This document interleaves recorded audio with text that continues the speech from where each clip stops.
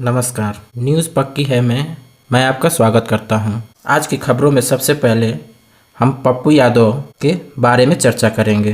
पप्पू यादव को पिस्टल की फोटो भेजकर दी धमकी। पूर्णिया से निर्दलीय सांसद राजेश रंजन यानी पप्पू यादव को फोन पर पिस्टल के फोटो वीडियो भेजकर जान से मारने की धमकी दी गई है। उन्होंने फोटो वीडियो का स्क्रीनशॉट भास्कर से शेयर करते हुए कहा कि नेपाल, मलेशिया सहित 40 जगहों से मुझे धमकी मिली है। यह मेंटल टॉर्चर है। पप्पू ने यह भी कहा कि मैं न ही लॉरेंस को जानता हूं और न ही उससे डरता हूं। उससे डरता तो झारखंड के जंगलों में अकेले बाइक से खाक नहीं छान रहा होता। पप्पू से इंटरव्यू में और भी सवाल पूछे गए। उनसे ये पूछा गया कि झारखंड में कैसा चल रहा चुनाव, क्या उम्मीद है। तो उन्होंने जवाब दिया, झारखंड को बनाने में सबसे बड़ी भूमिका गुरुजी शिबू सोरेन की रही है। जेएमएम के आदिवासी और गैर आदिवासी नेताओं ने शहादत दी है। झारखंड के निर्माण में जेएमएम ने खून पसीना बहाया, लेकिन झारखंड को बीजेपी के लोगों ने लूटा है। 20 साल यहाँ बीजेपी के लोगों ने काम किया। अटल जी के रहते एचईसी बंद हो गई। तब से लेकर नरेंद्र मोदी तक राज्य की 53% फैक्ट्रियां बंद हो गई, 80% माइंस बंद हो गए। बाबूलाल मरांडी को मैं अच्छा लीडर मानता हूं, लेकिन उन्हें भी इन लोगों ने चोर बनाकर भगा दिया। बीजेपी ने बाबूलाल को चोर बनाया, अर्जुन मुंडा को बेइज्जत किया, मधु कोड़ा को पहले चोर बनाया फिर अपने साथ ले लिया, रघुवर दास को इन्होंने गवर्नर बना दिया। ये हेमंत सोरेन और आदिवासी की राजनीति खत्म करना चाहते थे। आप इनकी नज़र देखिए, इनकी गिद्ध दृष्टि है। छत्तीसगढ़ और उड़ीसा में आते ही अडानी को ज़मीन पर पट्टा दे दिया। आदिवासियों की ज़मीन छीनी जा रही है। यहाँ भी वही हाल है। यहाँ 300 से अधिक गुजराती आ गए हैं। हालात यह है कि एक तरफ 20 साल तो दूसरी तरफ कोई काम नहीं। जहाँ तक रही बात उम्मीद की, तो यह जनता तय करती है। जनता के लिए जो अच्छा काम करे। आप बीजेपी की स्थिति समझिए। इनको चुनाव जीतने के लिए इनकम टैक्स और ईडी का सहारा लेना पड़ रहा है। ईडी और आईटी के दफ्तर को बीजेपी का दफ्तर बना दिया जाए, चुनाव आयोग कुछ न बोले। ऐसे में आदिवासी समाज के लोगों ने यह समझ लिया कि हेमंत सोरेन हमारे स्वाभाविक लीडर हैं, घर के बेटा हैं। कल्पना जैसी एक बेटी उनको लीडर के रूप में मिली। हर जात के लोगों का कहना है कि हेमंत से अच्छा कोई नहीं। यहाँ की जनता हेमंत सोरेन को दोबारा मुख्यमंत्री के रूप में देखना चाहती है। बीजेपी के भ्रष्टाचारी समझती है। अगले सवाल में पप्पू यादव से पूछा गया कि झारखंड में आप इंडिया गठबंधन के लिए प्रचार कर रहे हैं, खुद निर्दलीय हैं, कांग्रेस से नज़दीकी हैं, शामिल क्यों नहीं हो जाते। उन्होंने कहा, मेरी आइडियोलॉजी बचपन से कांग्रेस के साथ है। मुझे लगता है कि शिबू सोरेन से मेरा रिश्ता पिता और बेटे का है। मेरे मन में हेमंत सोरेन को लेकर बात क्लियर है। मैं साथ हूँ। कांग्रेस ने मुझे जो जिम्मेदारी दी है उसे मैं निभा रहा हूँ। मैं और हेमंत सगे भाई हैं, आप इसे समझ लीजिए।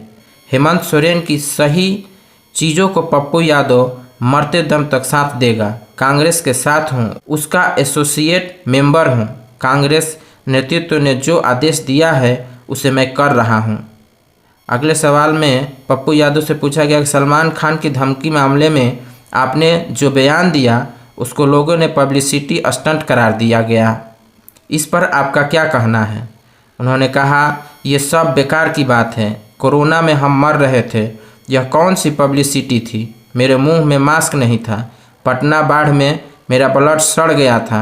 कोई मरने के लिए इस तरह की बात करता है। हम तो ऐसे ही सेवा करते हैं। जो लोग पब्लिसिटी की बात करते हैं उनसे कहिए ना कि वो भी पड़ोसी की मदद करें। जस्टिस जाना ही जाता है पप्पू यादव से और मदद जाना ही जाता है पप्पू यादव से।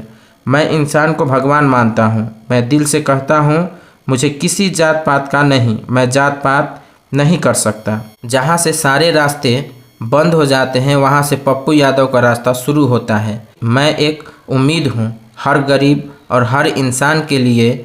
ये स्टंट क्या था, मैं तो हर चीज़ों पर ट्वीट करता हूँ। वहाँ मर्डर हुआ, मैंने एक ट्वीट किया। मुझे क्या पता कि पतरातू में अमन साहू कौन है, मुझे क्या पता कि अमन सिंह कौन है।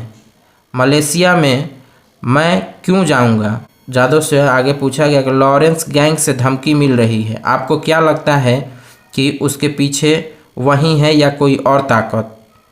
उन्होंने कहा मुझे नहीं पता, वो समझे 40 जगह से धमकी मिली है, नेपाल से आया, मलेशिया से आया। मैं क्यों बोलूँगा किसी के बारे में कि वो है या नहीं है। अमन साहू तो हो नहीं सकता। उनसे पूछा गया कि आपको नहीं पता लॉरेंस बिश्नोई कौन है। उन्होंने कहा मैं सच कह रहा हूँ, इससे पहले इसके बारे में मुझे नहीं पता था। बाबा सिद्दीकी की हत्या हुई बिहार का था।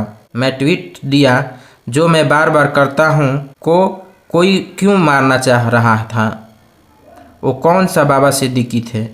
करनी सेना के अध्यक्ष को क्यों मारा, कोई क्षत्रिय नेता नहीं बोला। पप्पू यादव ने ही क्यों बोला। सुशांत सिंह राजपूत की हत्या हुई, मैंने सबसे पहले कहा। क्यों किसी की औकात नहीं, डबल इंजन की सरकार थी। सुशांत को न्याय क्यों नहीं मिला। हम तो सुशांत पर बोले। मेरा किसी अपराधी या गैंग से लेना देना नहीं है, लेकिन सच्चाई का आईना दिखाऊंगा सरकार को, ये मेरा दायित्व है। आगे पूछा गया कि बीजेपी के नेता कहते हैं कि किस तरह के बाहुबली हैं कि एक धमकी पर डर गए। उन्होंने कहा मुझे तो समझ नहीं आता कि मैं बाहुबली हूँ और मैं डर भी गया। आप बहादुर हैं ना, आपके प्रधानमंत्री बहादुर हैं ना, तो दाऊद इब्राहिम को ले आइए, यहाँ से जो जो भागा है सबको ले आइए, पाकिस्तान पर बम गिरा दीजिए। आप तो परमाणु बम गिरा ही रहे थे। आप बहादुर हैं तो गरीबी दूर कर दीजिए। हमको बहादुर नहीं बनना है, हम बहुत डरपोक हैं। लेकिन जब जब कोई जुल्म, कोई झूठ, सच को ख़त्म करना चाहेगा, कोई भी ताकत, संविधान, लोकतंत्र भारत से ऊपर होगा, पप्पू यादव सरकार को जगाएगा। रही बात डरने की, तो हम डरते तो मुंबई नहीं जाते, झारखंड में मोटरसाइकिल से जंगल जंगल नहीं घूमते। पप्पू यादव न भगवान से डरता है न आदमी से। आगे उनसे पूछा गया कि आप पीएम के औकात की बात करते हैं, धमकी के बाद होम मिनिस्टर से सुरक्षा भी मांगते हैं। उन्होंने कहा मुझे थ्रेट तो पहले भी मिली, मैं 7 बार से एमपी हूँ, 5 बार इंडिपेंडेंट और 2 बार पार्टी के सिंबल पर जीता हूँ।